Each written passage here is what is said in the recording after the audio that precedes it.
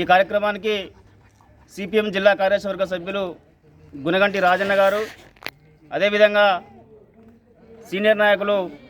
బాబుగౌడ్ గారు, అదేవిధంగా వచ్చినటువంటి రామన్నగూడెం ఇళ్ల స్థలాల లబ్ధిదారులు కూడా సిపిఎం పార్టీ నుంచి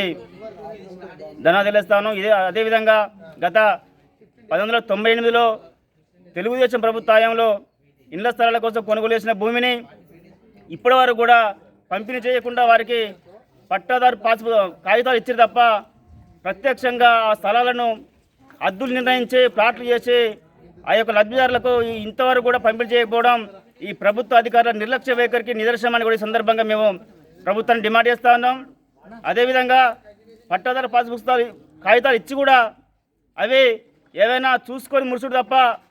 దాన్ని ఆచరణలో ప్రభుత్వ అధికారులు గత 30 సంవత్సరాలుగా ఏ పాలకులు పాలించినా ఎవరు అధికారులు వచ్చినా కానీ అనేక సార్లు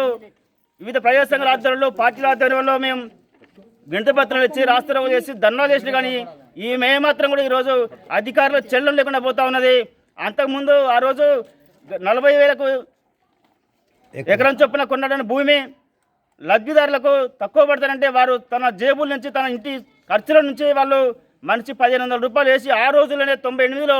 దాదాపు 1,00,000 రూపాయలు ఆ యొక్క భూ యజమానికి ఇచ్చి ఆ భూమిని ఈరోజు ప్రభుత్వం కొనుగోలు చేసి అన్యాయక్రాంతమైపోతున్నటువంటి భూమిని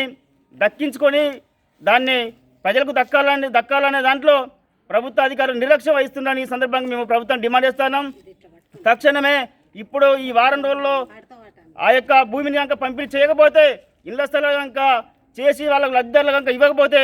ప్రత్యక్షంగా ఆందోళన దిగి ప్రత్యక్షంగా భూమిపైన పోయే ఇల్లు నిర్మాణం కూడా చేసుకోవడం కోసం ఈ సందర్భంగా ప్రభుత్వం డిమాండ్ చేస్తూ ఉన్నాం.